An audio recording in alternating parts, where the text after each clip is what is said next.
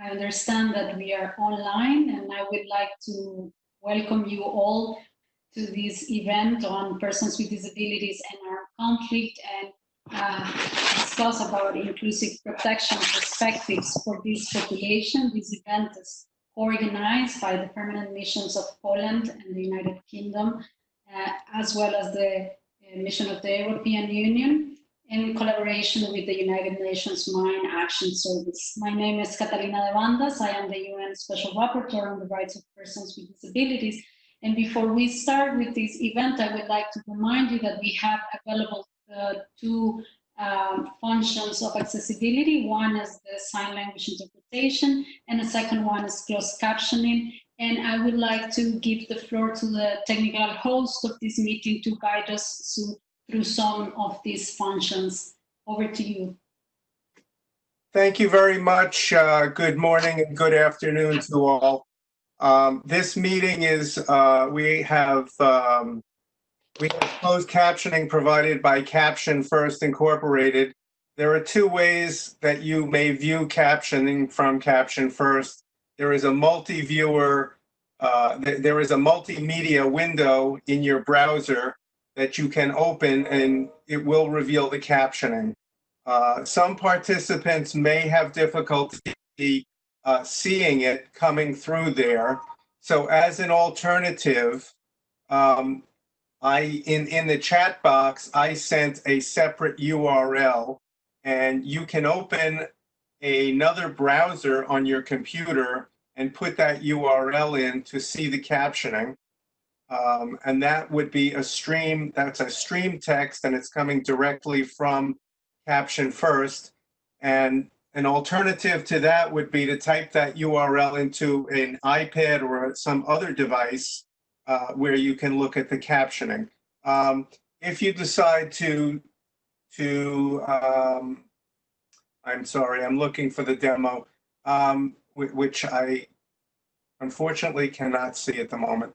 But if you decide to go with that link, there are some controls on the top which allow you to control the size of the type and the background, but the default should actually work very well for you. In this meeting, we also have sign language. The sign interpreter is the gentleman that you all see on the blue background. When you're watching the meeting, the best way to follow everything is to go with what we call the grid view, which is in the upper right-hand corner. There is a little circle with 4 boxes. If you're in the grid view, you will be able to see several of the participants. And my colleague Alejandro is going to explain now if you need to, what we call pin the sign language interpreter so they always remain on the screen. He will explain to you how to do that. Alejandro, over to you. Thank you. Hello. So to pin the sign language interpreter, if you hover your mouse over that location, there should be 4 circles that show up. The one on the right, it looks like a thumbtack. If you click on that, it'll pin it, that location. It'll pop up another window where you select pin panelist, and you would choose IS interpreter. And that's how you would pin it so that it doesn't leave that main page of yours as others are speaking. Thank you. Thank you very much, and we hope that this event will be fully accessible to make sure that all persons can participate on it. I want to remind us that this virtual side event is taking place in the framework of the Security Council open debate on the protection of civilians, and that we will focus, the aim of the event is to bring light on the disproportionate challenges facing persons with disabilities in humanitarian, conflict, and post-conflict settings. Also, of course, to discuss on how to address those challenges in accordance with international human rights and humanitarian legal frameworks, and following the milestone resolution that was adopted a year ago by the Security Council on the protection of persons with disabilities and situations of conflict. We have a very rich list of panelists, and also we have the opportunity to have the interventions of 3 opening remarks by the different co-sponsors of this event. So I would like to make sure that we are going to be using the time as wisely as possible to give the floor to our keynote speakers and the ones that are going to be opening the event. And first of all, I would like to hand the floor to Your Excellency, the Ministry of Foreign Affairs of the Republic of Poland, Mr. Jacek Kaszaputowicz. I'm sorry about how I pronounce the name. And he will be offering us some keynote welcoming remarks. Sir, you have the floor. Thank you very much for chairing that meeting, and let me warmly greet the sponsor of this event, United Nations Mine Action Service, delegation of the European Union to the United Nations, and the United Kingdom Permanent Mission to the United Nations.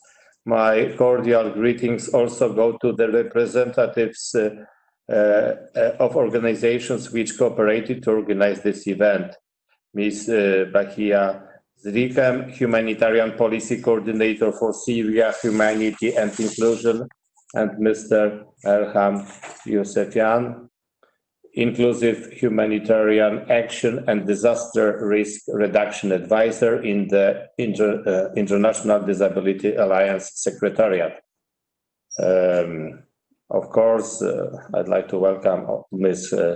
Catalina Devandas Aguilar, UN Special Rapporteur on the Rights of Persons with Disabilities, who is moderating today's meeting, and the speakers and the guests of this event.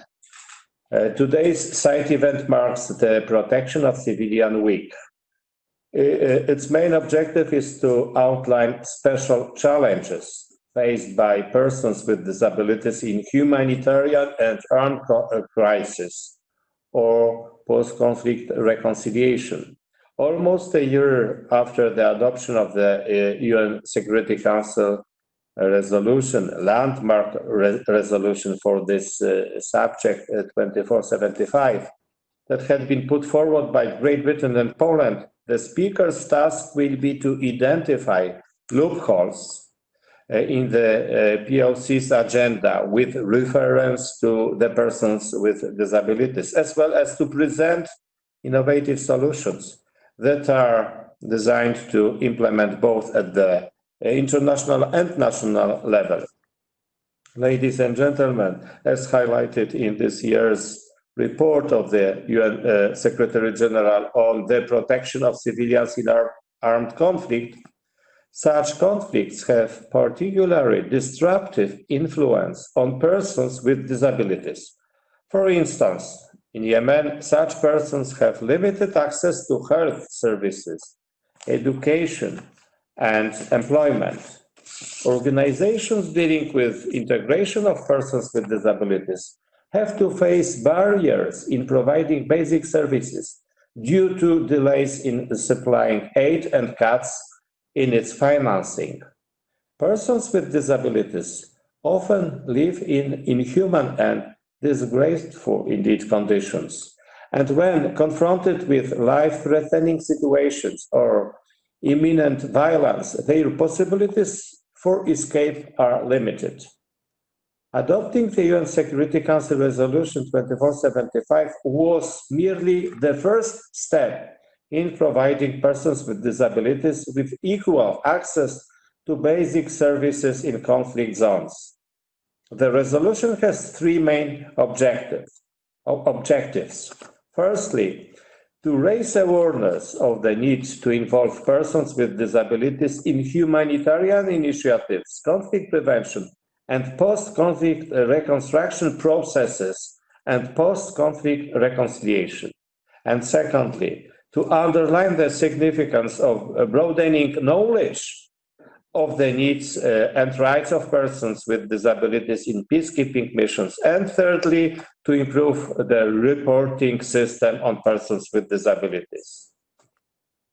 Today's speakers, drawing on their own experience, will focus on interagency standing committee guidelines on inclusion of persons with disabilities in humanitarian action, as well as on barriers hampering crisis management faced by organizations of the persons with disabilities.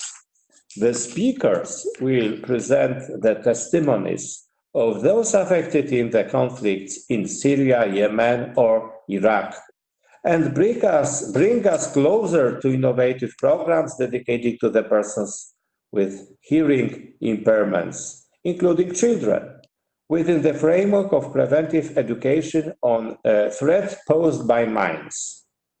Ladies and gentlemen, Poland implements related projects related to persons with disabilities under development aid programs. Our regular donation to UNMAS for the project mitigation of threats posed by the presence of explosive hazards in Gaza supports the victims of mines, improvised explosive devices, and after-war explosive remnants of war. Last year, we backed UNMAS Save Ground campaign aiming at helping the victims of mines in areas of armed conflicts. We would like to underline a particular significance of risk education as an element of prevention and awareness raising among local communities and the necessity to provide broad access to medical services. Thank you very much for your attention, and I wish you a fruitful discussion on that very important subject. Thank you very much, Your Excellency, for these keynote opening remarks and for highlighting the challenges that persons with disabilities face in situations of conflict. Also, thank you for your leadership in promoting the adoption of this landmark resolution of the Security Council, which will ensure that persons with disabilities have access to, as you mentioned, basic services, access to justice, but also access to the humanitarian assistance that they may need to address their specific needs that have been for long overlooked, and that, as you said, this is a first step in a long road towards inclusion and consideration of persons with disabilities. So thank you very much, and thank you for hosting this event. I will now like to give the floor to make his opening remarks to Your Excellency, Mr. James Roscoe, who is the Acting Deputy Permanent Representative of the Permanent Mission of the United Kingdom and the United Nations. Sir, you have the floor. Thank you. Thank you very much, Catalina, and thank you to the Minister of Foreign Affairs. And thank you to all of you who have joined us today to consider how best we take forward this incredibly important issue. 15 years ago, I was in Sierra Leone in a posting to our embassy there. And for those of you who don't know, Freetown, the capital, has some incredibly beautiful beaches. But those beaches also provide an extraordinary amount of space for young people in Freetown. And 15 years ago, as I was walking along those beaches, I was drawn to a football match that was being played by a group of young disabled boys, and they were only boys. And what struck me about that was that these were children who had had polio, or some were among the over 1,600 young people who had forced amputations. They were making the best of their lives. They were enjoying themselves on the beach, but they lived in pretty dire circumstances. And once you started talking to them, you understood that very few of them had access to any of the services that are available. They couldn't go to school. They found it very difficult to find work. Many of them were forced to beg on the street. And it became clear to me that through the conflict and in the peace that followed, these people had been let down, and that they needed a much more systematic and comprehensive approach to looking after their needs. And this was a picture I saw as I went across the country, that people with disabilities were time and time again, not able to live the lives they should have been allowed to live if they'd had the support that they should have had. And it was clear to me even then that to do that, to support them properly, the UN needed to have much more specific and systematic direction in the way that it provided assistance in countries like that. So I was delighted last year that we were able to partner with Poland, and to the Minister of Foreign Affairs, we were very much your junior partner in this. It was a Polish initiative that we were delighted to help along its way. But we partnered with them to draw attention to this issue and to urge international action. And we did that, as you mentioned, Catalina, through the resolution 2475. The Secretary General's report on disability makes stark reading. The UN has estimated that this year nearly 168 million people across 53 countries will need humanitarian assistance and protection. This represents 1 in every 45 people in the world, and it's the highest number, of course, in decades. But each one needs to be protected, and each one is a precious life. Yet the Secretary General is right in highlighting the devastating and disproportionate effect that conflict has on persons with disabilities. So to keep pushing forward implementation of Resolution 2475, we need to be really well informed and be able to track our progress. And so we urge the Secretary General to address this more consistently in his reports to the Council, using data collected across the system to inform decision-making and to track progress. It's very difficult for us to mandate more effectively on these issues unless we really understand the challenge we're trying to address.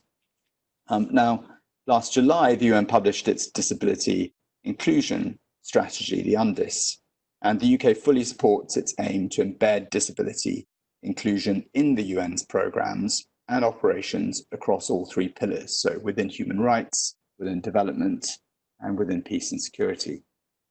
We think there's the potential for the UN to make a transformational and global impact if the UNDIS is implemented effectively and provided there is long-term focus and commitment across the whole UN system.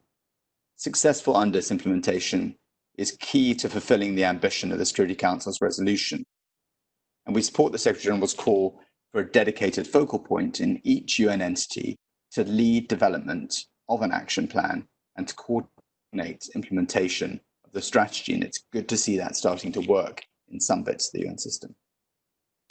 I think it's important to say that this year COVID-19 presents a further challenge, and we need to ensure the international response takes into account the specific needs of persons with disabilities. More than 1 billion persons with disabilities are at a higher risk of suffering complications from COVID-19 and are disproportionately affected by the compounding socioeconomic effects that we're starting to see.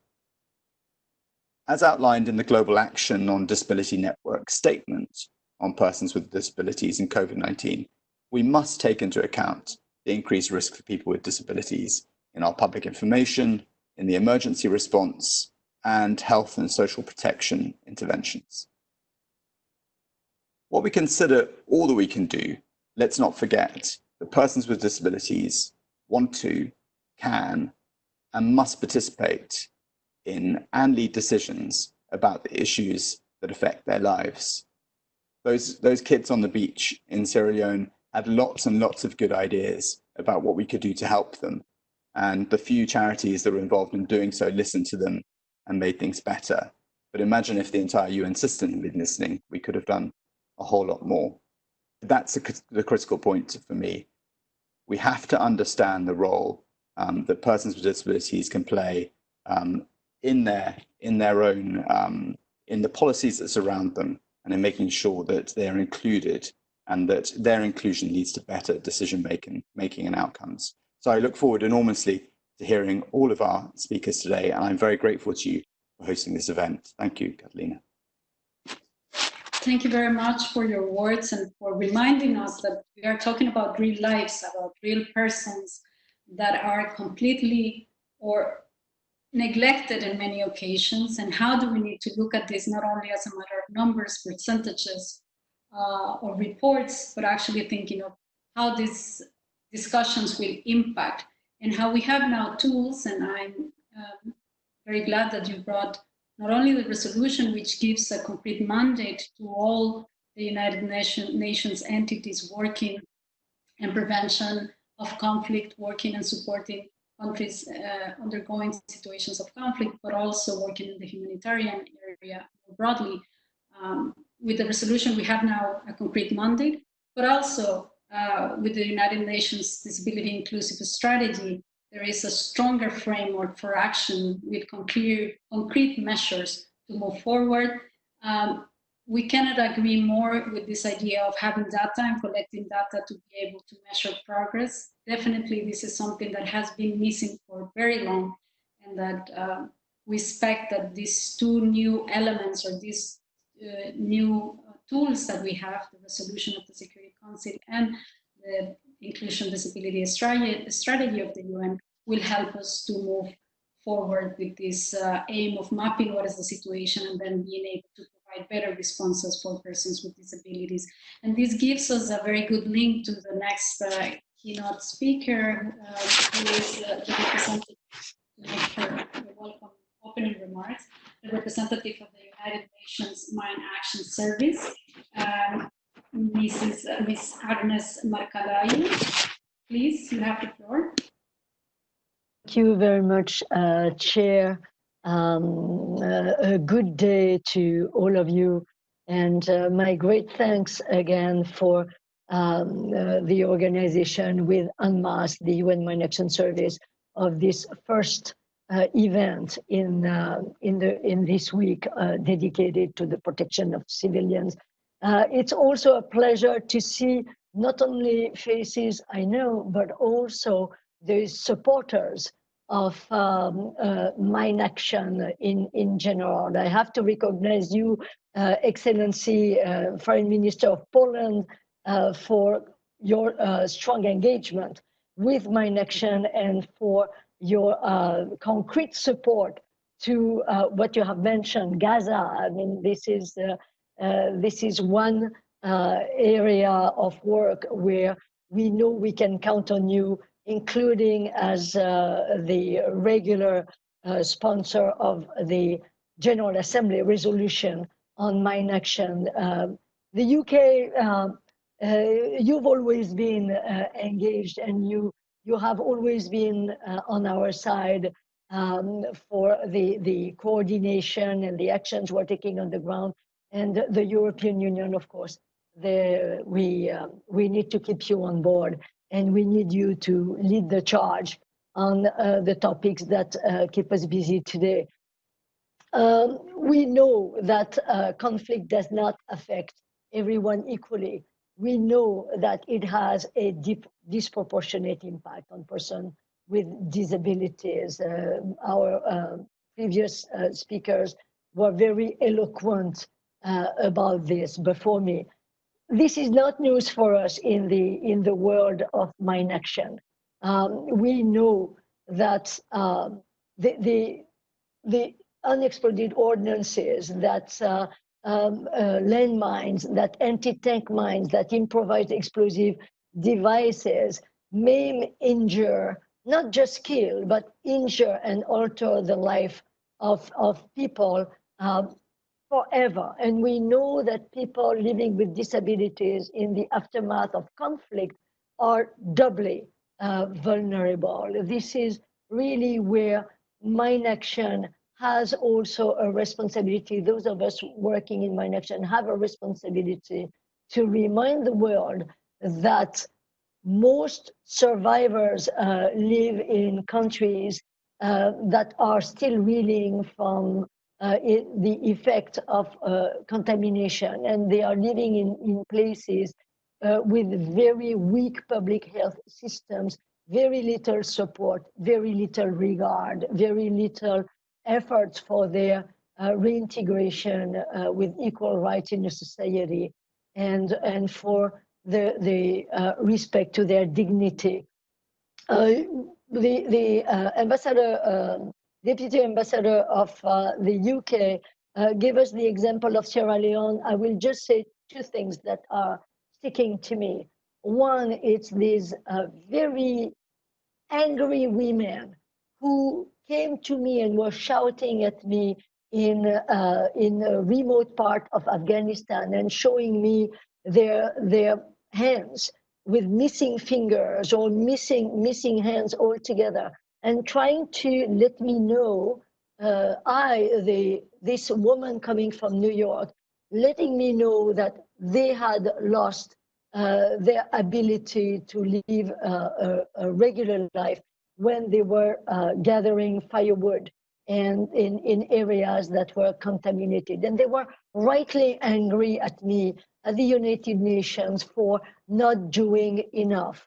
The other thing that I cannot forget, and other speakers will speak about that, are these Syrian women who have lived for, these Syrian women and men and kids who have lived for 9 years now with one explosive incident, as we call that diplomatically, one explosion every hour of every day for 9 years.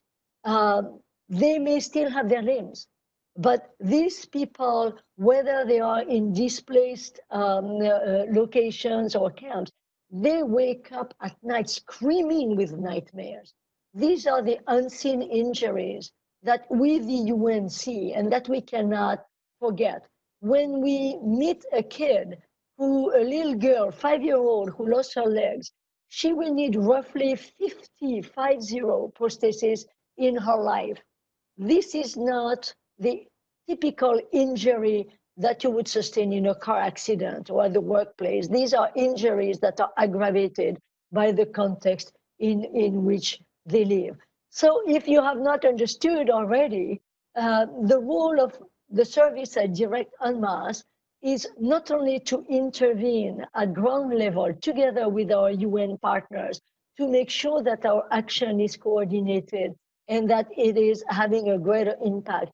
It is to make sure that in international meetings, panels like this one, that when I speak to parliaments like in Germany or the UK, when I go to Brussels, I want to make sure that the voices of those who have no voice, this is not just a cliche, this is true, that it is not forgotten. We cannot continue to talk about no one left behind and yet forget those who will have also the added responsibility in a post-conflict environment to contribute to the reconstruction of their countries, to contribute to rooting in the peace talks that we are facilitating, to make sure that when a health care service is being put together, they are not forgotten and their specific needs and requirements are taken into account, whether they are women, men, boys, or girls. What have we done, the UN? Well, as the previous speaker said, we have improved our listening skills at the United Nations. And we have, with your support, member states and EU, we have increased our actions. A framework like the United Nations Victim Assistance Policy, like the United Nations Mine Action Strategy for many years, like the Global Protection Cluster that we coordinate, are the fora where we make sure that everybody works together. And what does it mean in concrete terms? For instance, in Somalia, we have assisted the government of Somalia in developing a national disability and victim assistance strategy. In Colombia, we are strengthening the systems that allow survivors and their families to access state assistance. In Syria, we are making sure that risk education takes that into account. We are training young Syrians to access communities and to gather data, because we are gathering data. We have put in place in Mine Action a very ambitious and realistic system of monitoring and evaluation, where we coordinate the entire UN system gathering of data to make sure that the objectives that we have featured as top priority in the UN mine action strategies are measured, and that we learn from the data that we receive, and that we adjust our action to take into account what the survivors tell us, what the international NGOs and local communities tell us. So at the Istanbul World Humanitarian Summit in 2016, when I was alongside the head of UNICEF, the head of UNDP, the head of UNHCR, and I was endorsing the Charter on Humanitarian Action, inclusive of persons with disabilities. I took that framework and I made sure that all of us and all of those working with the UN in mine action put their words and their commitments into action. We have a very strong framework, a very strong instrument, the UN Security Council Resolution 2475. It's even made stronger by the UK, by Poland, by the engagement of Poland at the highest level, and by the engagement of the European Union. What we need to do now is not experience any complacency. These resolutions are wonderful instruments. They can be very powerful in some theater, in some conflicts. A Security Council resolution is something that the world knows is important. Now we need to take this Security Council resolution and make sure that all of us, the UN, the member states, the donors, the affected states, the international community as a whole, will civil society put these words into action. And this is when the UN and its member states and people like me will gain the respect that we want the people with disabilities to have, and we will be able to give them the hope that their dignity will be recognized and respected. I thank you all for putting this event together and for having UNMAS join your efforts. We stand strong together with you to make a difference in the world. Thank you. Thank you very much for your words and for the participation of UNMAS in this event. I think that, as you said, this is a great opportunity. We have a great context right now to move forward together in promoting the rights of persons with disabilities. And I truly hope that we can count with you moving forward in implementing and making this framework a reality. I would like to now close the opening segment and start and opening the panel that we have. We have a very rich panel with representatives of various organizations and regions that it's going to bring a lot of information that is needed to share with the international community on the realities of persons with disabilities, and also on innovations and solutions that we could scale up to try to address the challenges of persons with disabilities, the challenges that persons with disabilities are currently facing. So without further ado, I would like to give the floor, and I would like to remind my colleague panelists that we have limited time, so that we will at the end have time for some space for question and answer. So I will ask you to please remain to your 6 minutes as previously agreed. So I would like to start this discussion with the participation of our first panelist, Mrs. Bahia Sirikem. She is the Humanitarian Policy Coordinator for Syria for Humanity and Inclusion. Please, ma'am, you have the floor. Thank you very much, and thank you first for the voice of persons with disabilities during the Syrian conflict. I would like, during my intervention, to highlight first a little bit the numbers of balance of persons with disabilities in Syria, the impact of the use of this balance, and the few of the barriers that persons with disabilities are experiencing when access to services, and how the COVID-19 crisis is. So prior to 2011, the reliable national data regarding and today, as Mr. Agnes said earlier, the humanitarian humanitarian community has been able to collect the aggregated data by age, gender, and also by type of difficulties. Nevertheless, this data collection is still very insufficient. As of today, according to the latest data prevalence study, 30% of Syria's population older than the world has a disability, and an estimated 37% of generally disabled people. Also, the number of households with at least one person with disability, which is up to 67% in Syria. Of course, among those households, most vulnerable are female-headed households, led by a widow with a disability. Nadia is one of them. She is the mom of 5 children. She lost her husband. May I interrupt you a minute? Can you speak closer to your microphone, because we are having trouble hearing you. It's very low. Is this better? It's much better. Yes, Okay, please. sorry. Continue. Thank you very much. So I was saying that the most vulnerable household headed are female households with those with a disability, and that Nadia is one of them. She's the mom of 5 children, and she lost her husband at the beginning of the war. Since then, she has been experiencing a very heavy anxiety syndrome, as she became the only provider for her whole family. Today, she joins the livelihood program as a clothes maker, and she has been able to support her family, but also to participate to winterization programs.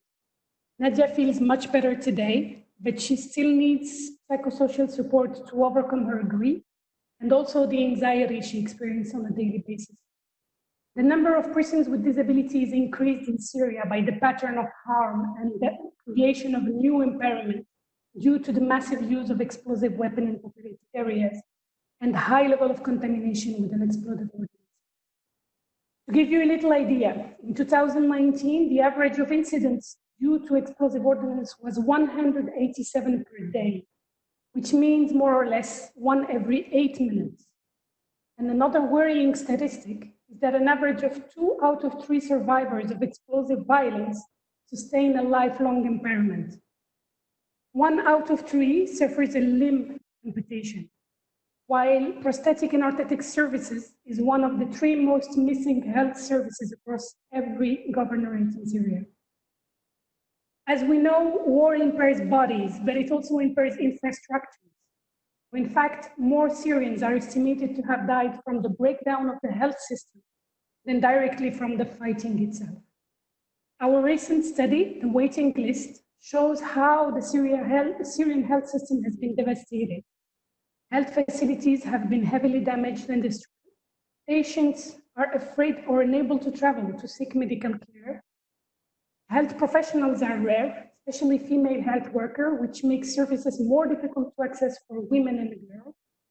And at the same time, medical facilities are overwhelmed with civilian casualties of explosive weapons and ordnances, who require intensive life-saving care and the long-term follow-up, such as rehabilitation and mental health and psychosocial support.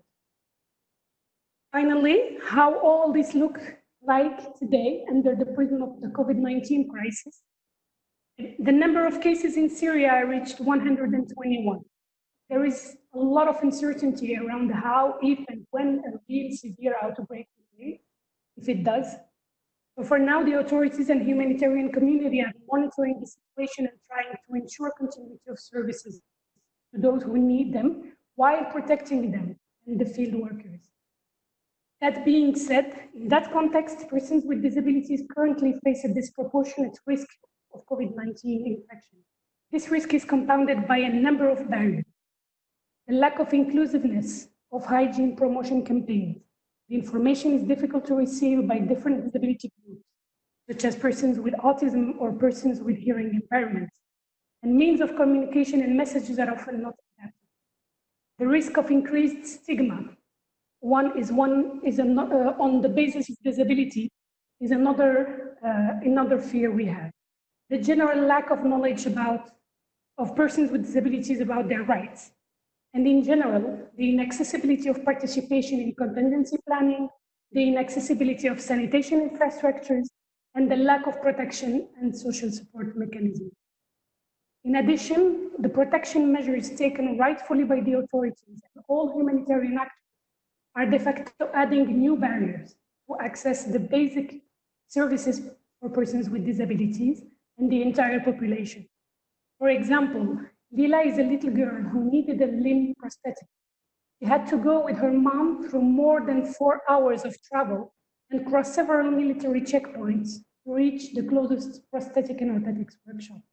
But since the beginning of the COVID-19 crisis and the limitation of freedom of movement to avoid the spread of the virus, Lila cannot go to the piano workshop anymore, even though she needs to have her final prosthetic and her rehabilitation session. As a conclusion, I would say that Syria shows how the Council members have a fundamental role to play in ensuring that all civilians, including persons with disabilities, are fully protected during hostilities in line with international humanitarian law and human rights law obligations, including the UN Convention on the Rights for Persons. I would like to end with a small quote from Hamid, a Syrian humanitarian worker. Now in Syria, we have almost all nations fighting. It's like fancy United Nations headquarters. The difference, and it's a big one, is that in New York, they denounce and condemn with fancy suits.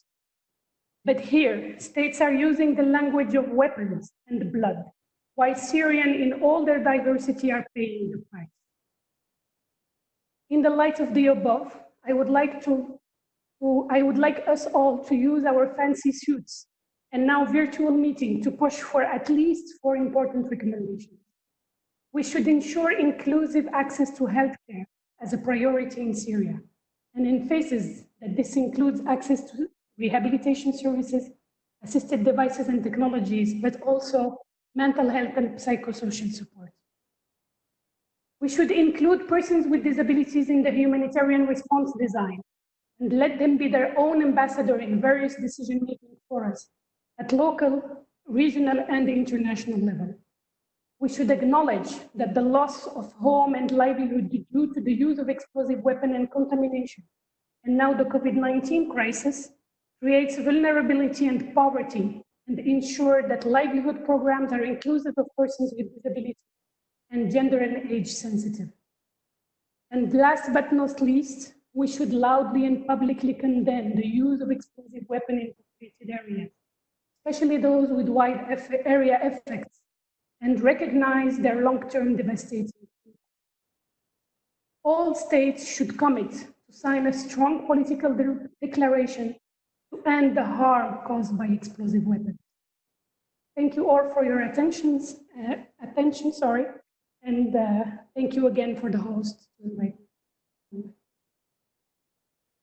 Thank you very much for your presentation and for bringing us closer to the reality in Syria and the dimensions and the impact on the lives of persons with disabilities. It's very hard to follow the presentation, but also quite important. So I truly thank you for your input to the conversation. Also, I would like to remind the participants that they have a possibility to submit questions to the panelists. So if you want to start submitting those questions, you can do it now. And to announce that some of the speakers, due to conflicting commitments, may have to leave earlier in the panel, so they will be excused as we speak. And if they want to, of course, to excuse themselves, they can do it now or whatever they want to do. I will now continue with the panel, and I would like to give the floor to the International Disability Alliance through a presentation of its Inclusive Humanitarian Action and Disaster Risk Reduction Advisor, Mrs. Elham Yousefian. Elham, you have the floor. Thank you so much, Catalina, and thank you so much to all who made this event possible. I think we have never been as close as today to making inclusion a reality. Because as mentioned by previous speakers, we now have the landmark resolution 2475, which perfectly summarizes all the commitments and requirements at political level that we need In addition to that, we have the Interagency Standing Committee guidelines on inclusion of persons with disabilities in action.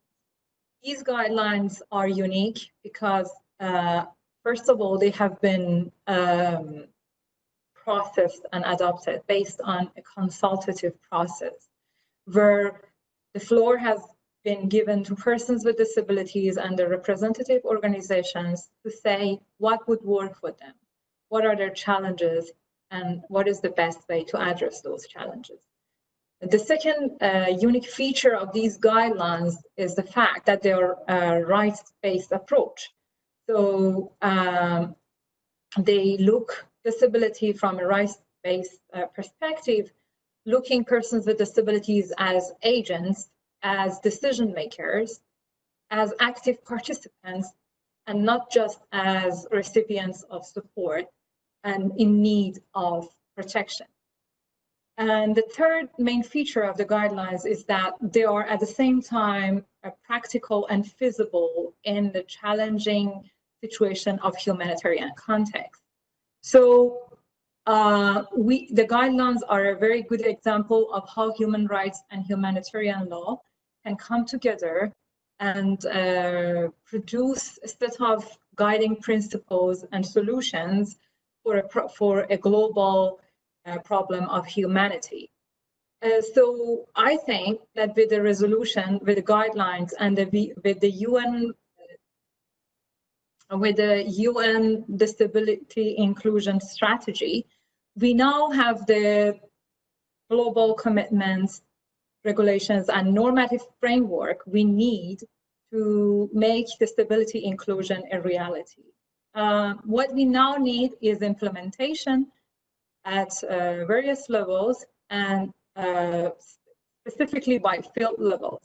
I want to use my opportunity to emphasize on 4 main things that I think should be an essential part of any effort to include persons with disabilities and protect civilians with disabilities. First of all, the inclusion should be considered from early stages.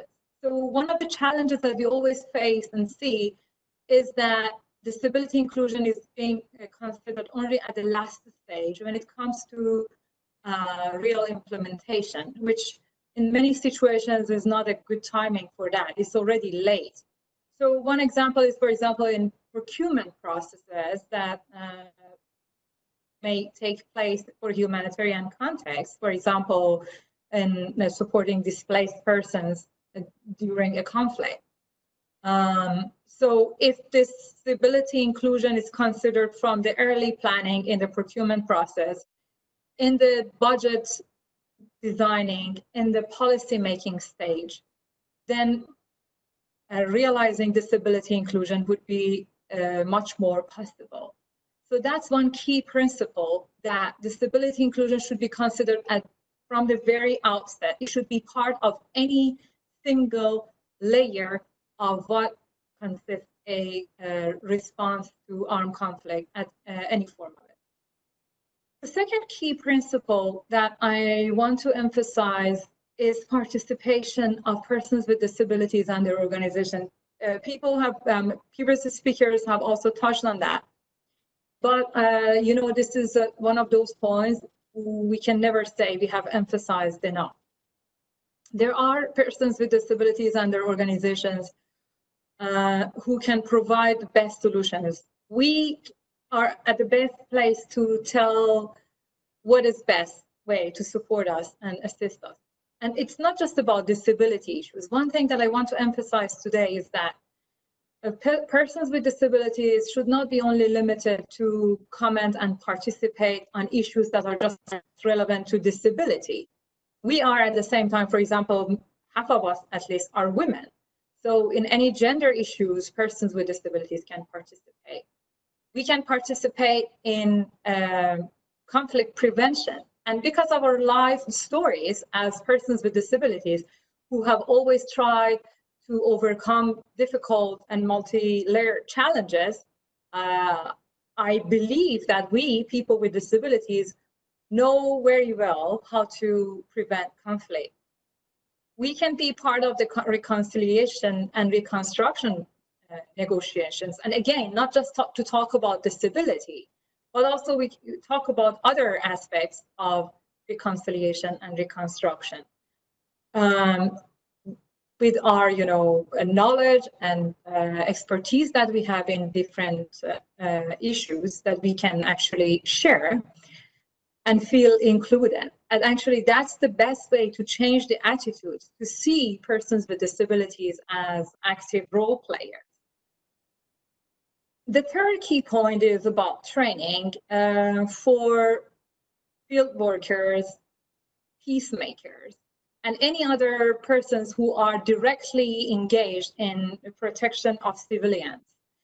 Inclusion of persons with disabilities should be part of any training that is being organized for these people, including formal training or any manuals that direct them towards including and protecting civilians. To learn who is a person with disabilities, what are the challenges they face, what do we mean when we talk about accessibility, what is the best way to communicate with them, and what are the alternative forms of communication.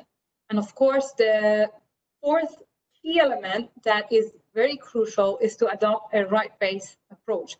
I can't emphasize on this enough, because that's the key to change the attitudes and change the situation. Looking at a person with disability as an equal individual with the same human rights and protection requirements as other individuals is the key that to make sure that we are not left last to be supported. Because and that would also emphasize the fact that we are not, and the issue of persons with disabilities is not a marginal issue that should be considered if we have extra resources.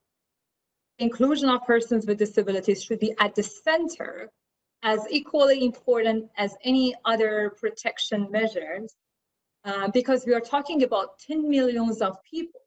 We just heard that now 168 million people require humanitarian assistance. And if we consider 15% of them to be persons with disabilities, that would make more than 20 million.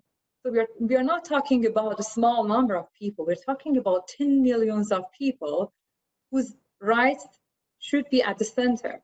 I want to end by quoting from a woman with disability who from Colombia, who I spoke with her last week, who told me about the situation of persons who are internally displaced in Colombia due to the prolonged armed conflict in that country. Just imagine that in the outbreak of conflict, persons with disabilities are the last who can flee if they can, simply because the transportation is not accessible for them, and the evacuation plans are not disability inclusive. They are not prioritized as they should. And in many situations, they are not allowed to bring their assistive devices. We see this in the report that was developed by Amnesty International in Yemen and also by Human Rights Watch in Cameroon, how persons with disabilities could not flee, or when they could flee, they heavily and completely relied on support of others because they couldn't take their assistive devices with them. But a simple basic understanding that assistive device is part of the body of a person with disability would change this. You would never say to someone, you can flee, you can come, but you should not bring your legs. So how we can tell to a person with disability, you cannot bring your wheelchair. This is part of their body and their identity. So I'm really positive about this event, and I think the fact that we are having this conversation means that we are much ahead, and at the same time, it shows how many things that we have to do, but I'm really excited, and I think we can accomplish a lot together. Thank you so much. Thank you very much to Elhan of the International Disability Alliance for bringing the important element of participation of persons with disabilities, but also to remind us of another tool, the Interagency Standing Committee Guidelines, which are another, as I was saying, tool to complete this puzzle that will allow us to move forward in the protection of persons with disabilities in situation of conflict. I would like to remind you that the questions, you can now submit questions through the chat box. Please do so if you have questions. And I would like to give the floor to Mr. Muafak Al-Hafaji, who is the Deputy President of the Arab Organization of Persons with Disabilities and founder of the Iraqi Alliance for Disability. Sir, you have the floor. Thank you, dear Catalina. Dear sirs, greeting from Iraq. Thank you for giving me this opportunity to talk about challenges and assess the reality of persons with disability in conflict and emergency circumstances. The number of persons with disabilities increases in conflict and emergency situations, as well as the suffering and risks of them in these circumstances, especially in areas that consider them not a priority for their interests and plans.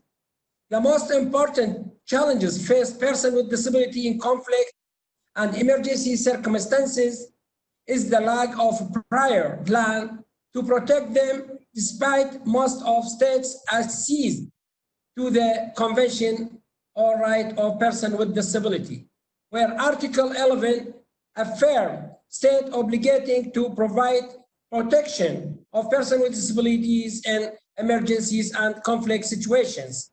The non-state armed sides often does not adhere to the principles of international humanitarian law to consider persons with disabilities among the protected groups.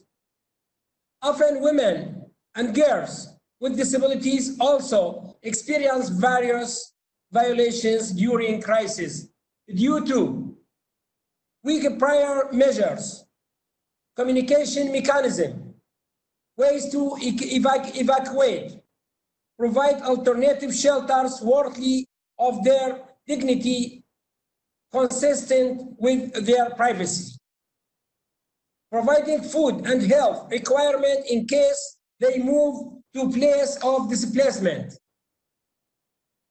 The effect of local community behavior forward them. The lack of accurate statistics for persons with disability and type of disability is the major problem in identifying needs and provide them. We call for intensify the efforts and support to conduct statistics and registration for persons with disabilities in condition of crisis and beyond. During conflict, the daily services of persons with disabilities in the areas of daily life are greatly weakened due to insufficient financial allocations. Domestics and international humanitarian agencies face difficulties and risks that reduce their humanitarian activities for the benefit of persons with disabilities.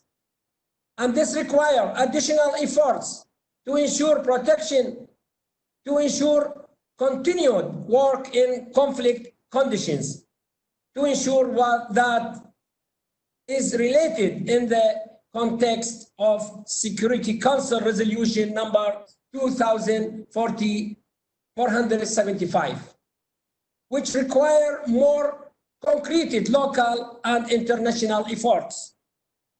Despite the presence of Ottawa Treaty banned anti-personnel mines, Oslo Treaty to ban of cluster munition, the Convention on the Prevention, the conventional weapons, and existence of an international campaign such as ICBL, CMC, Geneva Call Campaign, ICRC, UNMAS, and other activities to strengthen adherence to their treaties. There are still delays from some countries and non-state armed groups that constitute reasons for the occurrence of more victims and persons with disabilities caused by these weapons. Here we emphasize the need to intensify efforts to adhere to these treaties. With the commitment of many countries to these treaties, some large countries are developing more methods that cause more victims, such as drone and killer robot. We call on these countries to refrain from developing and producing these weapons that are used in accurate ways. We invite them to think about using technology for the benefit of people in general and to provide a dignity life for persons with disability in order to enhance the implementation, the sustainable development goals and peace. With the increase in crises and conflicts that directly affect the life of persons with disability, the COVID-19 pandemic came suddenly to increase their suffering, especially women and girls, and cause the possibility of death for reasons such as the weak preparation, the lack of cleansing and prevention materials, the weak access to services, the low level of the global economy. The world is in front of a humanitarian and historical responsibility to quickly return accounts, to correct plans and provide resources while establishing peace instead of conflict will change the reality of the suffering of persons with disability for the better and life in security and peace. Thank you. Thank you very much for your remarks, for reminding us about the situation of women, for reminding us about the need to collect data, and also again for touching on the disproportionate impact of COVID-19 in this population. I will now pass the floor to the representative of UNICEF in this panel, who is Mr. Mokhtar Ali Hussein. He's a child protection officer working in Yemen. Please, you have the floor. Hello, good morning, good afternoon, ladies and gentlemen. And I would like to thank the organizers for this event and the audience for their time. So quickly just speaking about the situation of the people with disabilities in Yemen. If you can go to the next slide, please.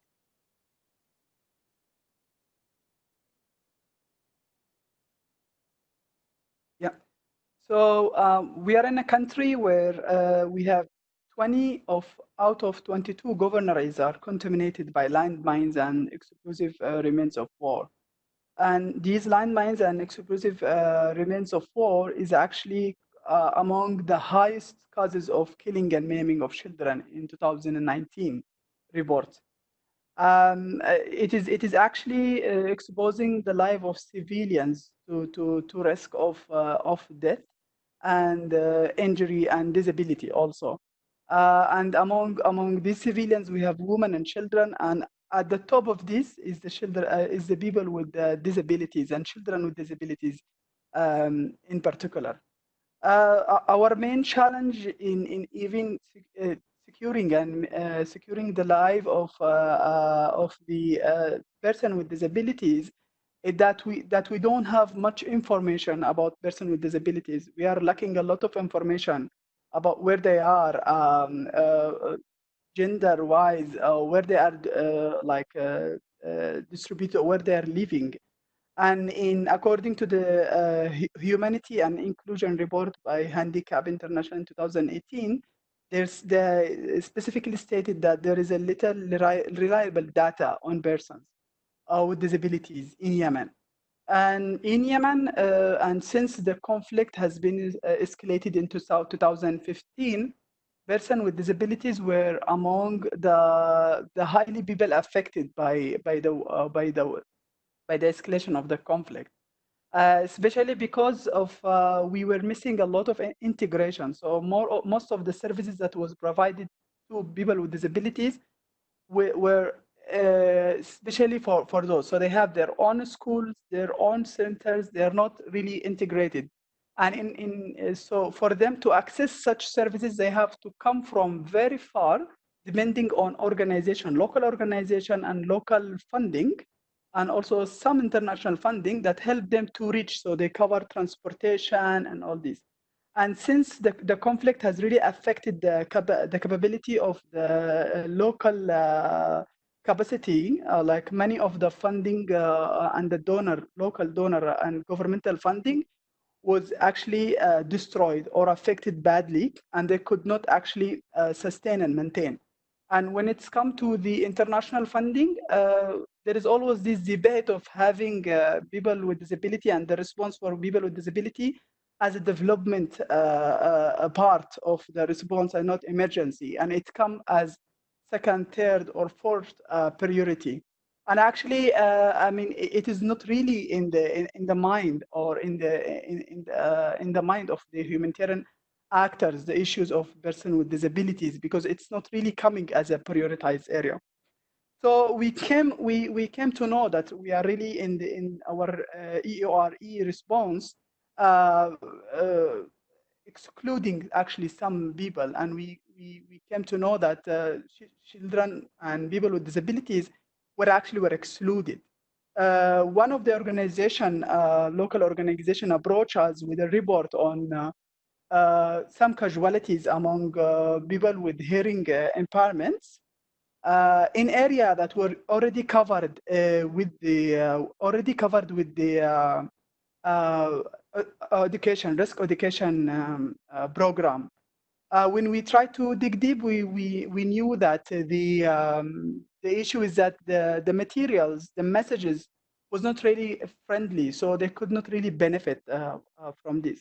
So if we had these messages and tools more friendly to them, we would really contribute to the securing the life of persons with disabilities, ensuring that they are not exposed to risk. And with this assumption, we actually moved to our rethinking of how we are doing EORE. If you can go to the next slide, please. So this is Abdulaziz. He's a 15 years old boy with the hearing impairments. So he was interviewed in the risk education campaign that we did. And he actually stating here, as you can see, that he didn't knew before about the risks of mines and the explosions. If you can go to the next slide, please. So we work with the local organizations called Suruh Foundation. And once they brought us the report, so we had to work with in an advocacy campaign with the Yemen Mine Action Center, with the Child Protection Subcluster, and with other organizations to just to put in the table and we talk with them that we have people with disabilities injured and casualties because of the conflict, and we have to do something about it. We need to rethink about how we do actually MRE, the Mine Risk Education Campaign. We work hardly to actually include the sign language in the IEC materials that was provided. So we actually set sign language in the whole MRE material, and we mobilized 27 sign language speakers, and majority of them were people with hearing impairments. they were trained on how to deliver and to deliver mind risk education. We work with them to conduct this campaign. If you can go to the next slide. Our mind risk education, inclusive mind risk education, that included messages for people with the hearing impairments, was conducted actually for people with hearing impairments and those without hearing impairments, to include to focus or to push for the inclusion and integration in the response itself. Here there is a boy with hearing impairments. We are just testing if he can really read the signs, and if he can, after the session, he was explaining to his peers, children, what he learned, and he was reading from this poster. If you can go to the next slide. Next. Also next. Yes, this one. So in our campaign, we actually targeted 4,000 children with hearing impairments that they were among IDPs. So they were also, in addition to being a person with disability, they were also IDPs. We also targeted the host community and surrounding community. So this project has actually helped us to reach the children excluded before from the traditional EORE activities. And we actually, because of this local organization, we came to know that there are some children excluded from the traditional EORE. And also we also worked, that project helped us to also empower those children.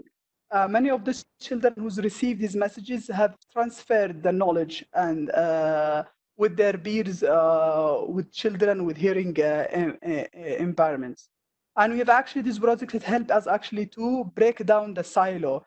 The nature of the campaign was targeting both people with hearing impairments and those without hearing impairments. And there was a lot of discussion, and we had actually translators, sign language translators in the session, and we kind of see how they were integrated with the community. And some of them were telling us this is the first time they were talking with people that have no hearing impairments problem. Go to the next, please.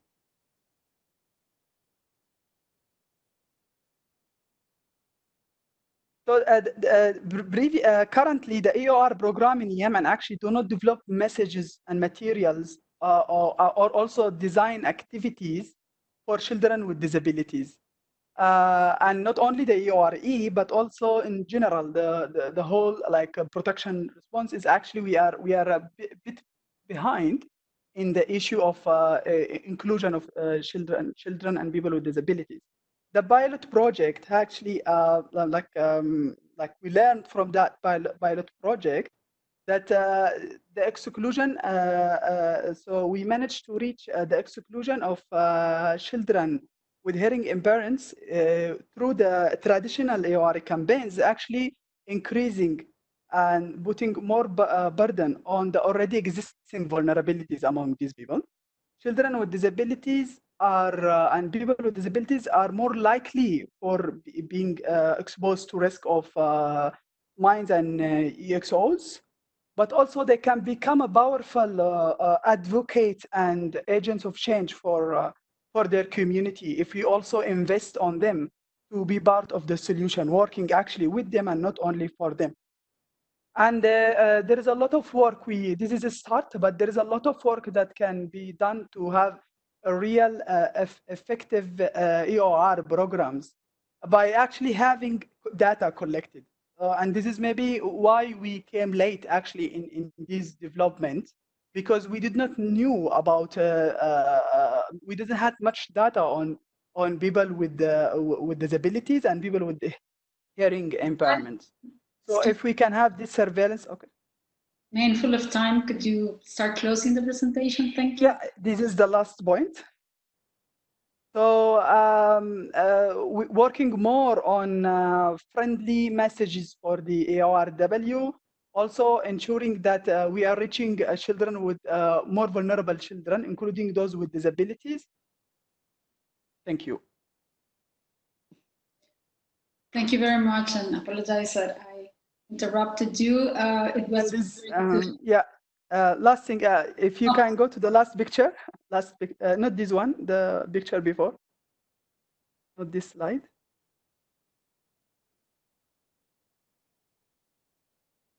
With the girl, yes. This is one of the girls, Aya Hadi. She was saying, she's basically saying that now she's passing this information among her friends. Thank you. Thank you very much for this presentation and for bringing the perspective of children and how children are impacted, and also for sharing the efforts of UNICEF. With that, I will now like to pass the floor to our final panelists to do some wrap-up remarks. So I will invite Mr. Andreas Papakonstantino, who is the Director of the Directorate General for the European Civil Protection and Humanitarian Aid Operations of the European Commission. Please, you have the floor, sir. Thank you, Catalina, and I want to thank the hosts and organizers for this very important event. I want to thank UNMAS, the permanent representation of Poland, of the UK, and of course our EU delegation for staging this very important event, as I said.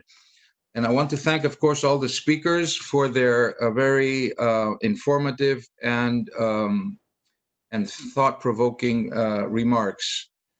There is progress made on better assisting persons with disabilities in humanitarian crises, including in armed conflicts, both on the normative side, with the adoption of Resolution 2475, and the Interagency Standing Committee guidelines on the inclusion of persons with disabilities in humanitarian action, but also on the operational side by adapting to the field realities in new and effective ways, and that was reflected in a number of presentations by previous speakers.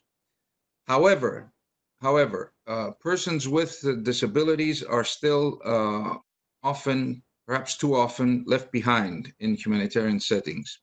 And this was highlighted in a very clear way in the report of the United Nations Secretary General. It's a bleak picture.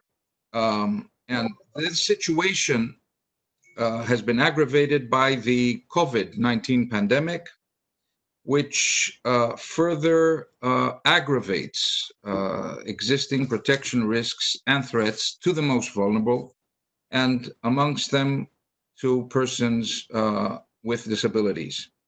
So as we see it, COVID-19 has created not only a global health crisis, that's a given, but has also had a severe impact on the protection of civilians. There is a risk that humanitarian aid is not reaching persons with disabilities. And restrictions may enhance negative coping mechanisms, and they may result in missing out on healthcare, on necessary healthcare. And the vulnerability of persons with disabilities, particularly women and girls, to increased levels of gender-based violence is also very, very worrying. The COVID-19 situation again highlights the importance to remove the barriers to meaningful access, and to ensure that there is a full and effective participation of persons with disabilities in humanitarian assistance and protection. And that, again, is something that the speakers said in a very loud, clear, powerful way. The European Union now is committed to addressing the pandemic's impact on those most vulnerable, including people with disabilities, both through specific support as well by ensuring the continued provision of life-saving and essential services, including protection, that is key in all our operations. And the European Union, together with its member states, has also endorsed the joint statement on disability inclusive response to COVID-19. That is a key policy line that we're following. On a more general note, the European Union is committed to address in a better way the needs of persons with disabilities.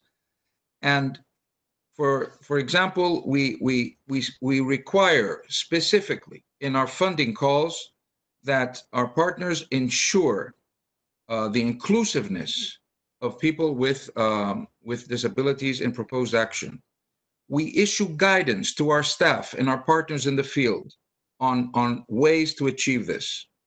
And we are also working hard to improve data collection on persons with disabilities in humanitarian action settings. On the funding front, what we do is we support what we call a twin track approach. It combines targeted interventions with mainstreaming inclusion in all our programs.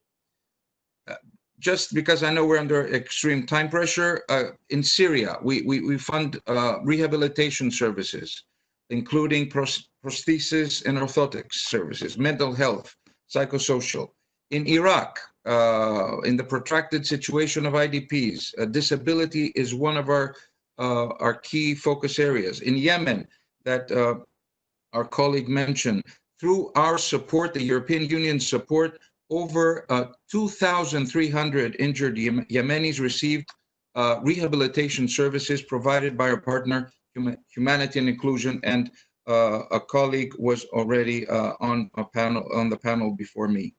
And we also remain committed to gender and age-sensitive humanitarian aid, and we support, as I said, all efforts to address gender-based violence.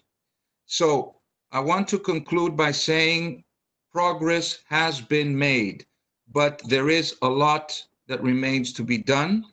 We stand ready to continue to support efforts at the international level on making humanitarian aid better adapted to the needs of persons with disability. And as a previous speaker said, and I want to fully subscribe to that point of view, we're doing this not only for the persons with disabilities, but also together with them. That's very important for us. Thank you for your time. Thank you very much, Andreas, for this wrapping up of the session. And we have very limited time. I would like just to remind that about a year and a half ago, when we were starting the process of the UN Disability Inclusion Strategy, we were told that there was nothing happening really in the area of civilian protection because of the lack of a mandate, because there was no resolution and because there was not clear guidance. Today, we have resolution of the Security Council, we have the Interagency Standing Committee guidance, and we have no longer an excuse not to commit. I also want to stress what you said at the end. The COVID has present, of course, a global challenge. And if we are not aware of the need of including persons with disabilities since the beginning and the responses for the recovery and the building back better, including in all international cooperation efforts, we're going to miss a tremendous opportunity to move forward with the inclusion of persons with disabilities. This is a must, and I'm very happy to hear about the commitment of the Commission, but also about the commitment of states and the UN system on this. So to finish, we have received several very interesting questions, but we don't have the time to go through them. So what we will do is we will distribute them among the panelists, and we will get back to you by email with those. But I would like to briefly give the floor to finish this panel and to make some brief remarks to Ms. Granny O'Hara, who is the Director of UNHCR Division of International Protection. Granny, you have the floor, please. Thank you very much, Madam Chair. And I wish to make 5 points, if I can squeeze them into the 2 minutes. And in doing so, I will try and address some of the questions I was following in the chat box. So thanks to the organizers for inviting UNHCR. We come here today with a kind of a triple hat responsibility, because we have our global mandate for refugees.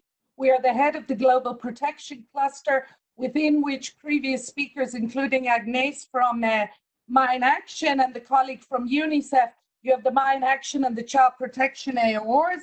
And we are also the chair, alongside UNICEF, of the IASC Results Group 2, from which the guidance that you've referred to several times has emerged. So I wish to make 5 points. Firstly, the scale of displacement as a characteristic of conflict. So the most recent statistics we have on global displacement, and these count from 2018, the new ones will be coming out 20th of June this year, estimate over 70 million people forcibly displaced. Now, if I apply the same formula as the UK colleague and others did earlier, of the 15% that we would expect to see persons living with disability amongst the regular population, that means that out of those 70 million displaced persons, refugees and internally displaced, we're looking at a minimum of about 10 million people. In fact, we know we're looking at more, because the very fact of displacement, as highlighted by Agnes from UNMAS and the colleague from Iraq who spoke, the very act of displacement and exposure to risks such as mines actually increases the numbers of persons living with disabilities in displacement. Secondly, how do we go about ensuring that we have proper statistics and that we have an approach that ensures proportional programming for persons with disabilities? UNHCR, like many others, adopts an age, gender, and diversity policy, but that's not enough if we don't have the proper data. So third point, how do we go about getting the data? And questions were asked about this in the chat box by Sarah Cruz, and also Emina from Human Rights Watch was asking, how do the mainstream humanitarian organizations do this? How UNHCR is committing to ensuring better data is by committing to ensure that our registration system that does the initial registration of refugees will include the Washington Group short set of questions on disability, so that we can be sure that we have accurate data. Fourth, we ran a major event last December, the Global Refugee Forum. Emina and others from the International Disability Alliance assisted us greatly in the preparation of that event and ensuring that the voices of refugees and IDPs with disabilities were heard. We were very proud of that event. We got 1,200 pledges. Now comes the reality check. Out of those, only 7 pledges specifically mentioned disability. So this shows the great disconnect between the rhetoric and the actual practice. And of those 7 pledges, I would like to particularly highlight a pledge that came from Finland, who committed through the putting a JPO staff member available to UNHCR, increasing our capacity to respond to refugees living with disability. Way forward, if we only get 7 pledges, how can we really say that the rhetoric and the program realities are coming together? Well, as many of the participants have said, we have the UN Security Council resolution, we have the IASC guidance. And speaking particularly for UNHCR, and here I reach out to Ellen, because the last time she was here in Geneva, she met with our Assistant High Commissioner for Protection, Ms. Gillian Triggs, and we are in the process of trying to conclude a formal cooperation agreement with the International Disability Alliance, which will be a way that persons living with disability and the organizations that represent them can hold organizations like UNHCR to account and make sure it's not just rhetoric, it's also program implementation. Thank you very much, Madam Chair. I know you're under great stress for the time, so thank you for giving us the floor. Thank you very much, Madam O'Hara, and it's great to hear about the strong commitment of UNHCR with the implementation of all the framework that you mentioned, and this is definitely going to be an important tool to move forward in the common goal that we share and that it's convening us in this event on how to enhance the protection of persons with disabilities during situations of conflict and the recovery efforts, and in all efforts that have to do with the humanitarian response. We really need to, we would like to have more time, of course. We are very constrained. We want to make sure that we keep this event accessible. We have sign language interpretation just for a couple of more minutes. I also want to apologize because we have received some feedback regarding the captioning. We are using this technology as, and they have informed me that from the technical part there might have been some issues. We apologize. The intention was to make sure that everybody could participate, and we're thankful for that feedback to make sure that we're going to enhance and hopefully also the technical host will be able to enhance this possibility, this system in the future. But I want to thank again all the co-sponsors of this event, the Permanent Mission of the Republic of Poland, the United Kingdom Mission at the United States, UNMAS, and the European Commission representatives for hosting this event. Thanks to all the panelists that have enriched this discussion and bring light to the challenges, but also to the way forward in this area. And hopefully in a year from now, we will meet again with better responses for persons with disabilities. I thank you and have a good morning and good afternoon for those that are joining us in other parts of the world. Thank you. Thank you all.